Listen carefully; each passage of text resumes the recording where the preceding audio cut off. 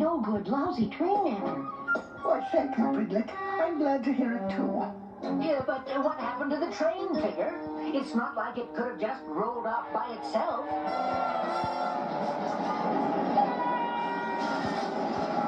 And then again...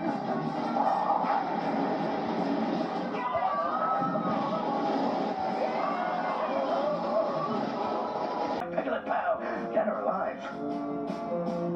Never known a train yet that could resist following tracks.